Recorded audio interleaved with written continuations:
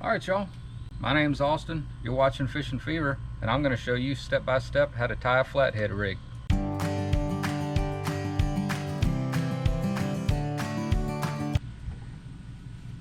If you don't mind, please subscribe, comment, hit the like button, share this video with your friends. There's always someone trying to learn something out there. I try to post weekly videos of me doing something. It's a full moon now, so I figured I'd do more of a how-to video. But let's get into tying this rig. Alright, first things first, the rod and reel that I'm using is an Okuma Cold Water 203D. It's got 50-pound Whisker Seeker mono on it. This is an Okuma trolling rod. It's a medium action. It's not ideal. I like to use a medium heavy, but it's just what I'm using for this video. You're going to want to tie on, I use a sinker slide, because even if you don't use the clicker, it doesn't hurt anything. It covers all your bases. You've got a bead, and then I just use an improved clinch knot on a swivel. Alright, and you want a pretty beefy swivel. You can get them from just about anywhere: Walmart, Amazon, Whisker Seeker, Mad Cats. Those are the places that I look. The other things that you're gonna need some leader line. This is 60-pound leader line, monofilament. It comes from Whisker Seeker. I also have 50, 60, and 80-pound leader line that's Andy, and I get that off of Amazon.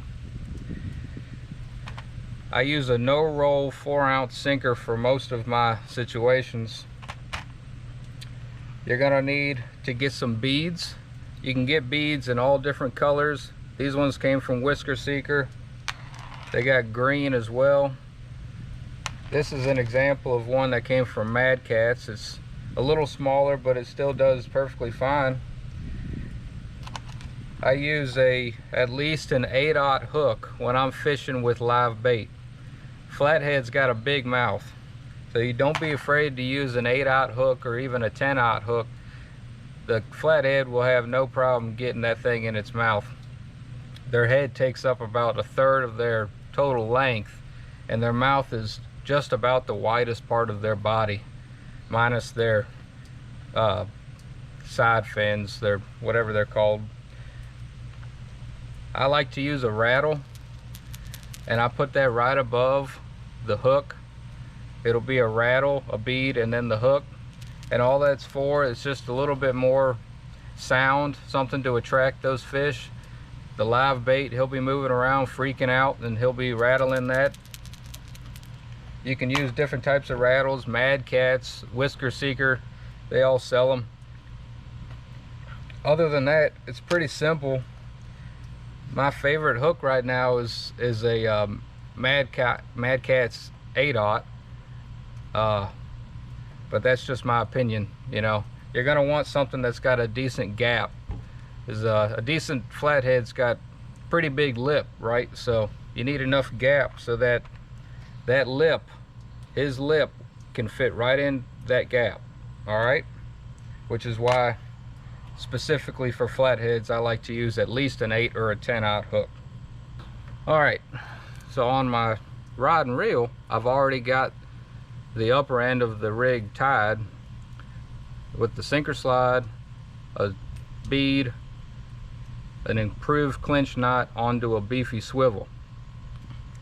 The next thing you're going to want to do is I use a no knot snell, and I learned it from the Catfish and Carp channel. Basically, you've got on a circle hook, the eye kind of it tilts up, it offsets up from the shank. So you hold it like that, and you go in to where the line is parallel with the shank of the hook. And you can give yourself plenty tag.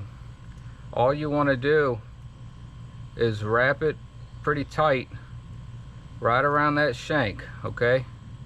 And I go anywhere between 7 and 8 or 7 and 9. I usually try to do 8 wraps. Hold it so that it's tight,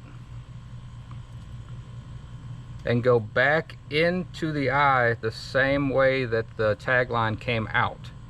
Okay, and that's it. Cinch it down. This is a really strong knot because there really isn't any pinch points. It's almost not even a knot, to be honest with you. But some people don't like it because it might loosen up a little bit, but all you got to do is pull on it. When the fish pulls on this, all he's doing is making the knot tighter. Okay, and you can take that tagline, you can cut off a little bit. I like to leave right there where the hook starts to turn is kind of where I like to cut him off. It ends up about like that. That tagline's not going to hurt anything. You'll be perfectly fine. All right, so you've got that done. I like to add a bead. Okay, so you've got your hook and a bead. You can stop right there. That would be perfectly fine. And sometimes I do. We're gonna add a little rattle, and that rattle, it looks like he's gonna get in the way, but he really doesn't. I haven't had any problems. You know, I haven't really noticed not getting hookups when I've got a rattle or blah blah blah. You know, that if anything, I've noticed more hookups because I think it attracts the fish. Really, other than that, y'all, you're just gonna tie that.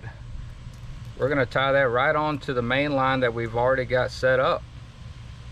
And again, I just use an improved clinch knot for that. I don't know how well y'all can see this, but you're going to want plenty of tag with this 60-pound leader line. Do 1, 2, 3, 4, maybe 5 wraps. Put it back through the hole. Pull it so that it kind of looks like that. Take it. Get it wet, cinch it down, and I take my bait knife, and it doesn't have to be perfect. You know, the catfish isn't going to care about those little tag lines. It's not like bass fishing where it's got to be super finesse. It'll be perfectly fine. But basically, that's it, y'all. Sinker slide, bead, improved clinch knot, swivel, improved clinch knot on the leader line, rattle, bead, at least an 8/0 hook. Also, because I fish a lot of cut bait as well, and you'll catch flathead on cut bait plenty times. On my live bait rigs, I leave the leader, I usually use a shorter leader, and that's because those bait fish, they're gonna swim around, and the longer the leader, the more leash that he has. You have him on a leash. So the more leash you have, more chance he's going to get hung up in something or wrapped around your own main line. And another tip is if you're fishing on the bank and you kind of want to put your live bait down river from you, or maybe straight out from you, casting your live bait up river from you, it'll work. You'll probably be fine, but I noticed that bait fish, he'll get wrapped around my main line, or the main line will get wrapped around the sinker slide or something, and it's because your main line is coming down, the river's going this way, and that live bait, he wants to go down river because he's probably not used to that kind of current. You probably caught him in a spillway or a small spillway or a pond, so he's pretty much going to want to float down river. So try to cast your live bait either straight in front of you or down river. It'll increase your chances of not getting any kind of tangles or snags. But basically that's it, y'all.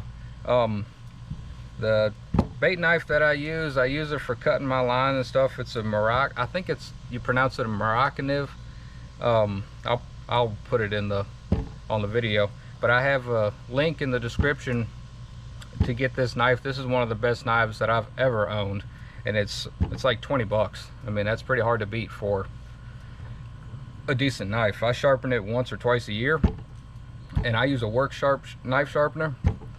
So it all takes all of 30 seconds to do. I'm not sponsored by anybody, let's make that clear, but it's a good knife and I don't mind promoting it. anything that I use that's on Amazon, I have an affiliate link in the description. If y'all could click on that, I'd greatly appreciate it. That'd be pretty sweet. Basically, that's gonna be it though. I mean, there really isn't a whole lot to it. You just need to go catch some bait, tie up one of those rigs. You want something with a little bit of backbone as far as rods go, because that hook is gonna, it needs to set itself. So you can set a circle hook, but it's not really designed for that. You need something with some backbone to where when he pulls down on it, he sets the hook on himself and you just do the fighting. Which is why I wouldn't go medium light or light action rod unless you're fishing for small flatheads specifically for some reason. I appreciate y'all watching. That's about all there is to it. Keep on fishing, y'all. Catch you on the next one.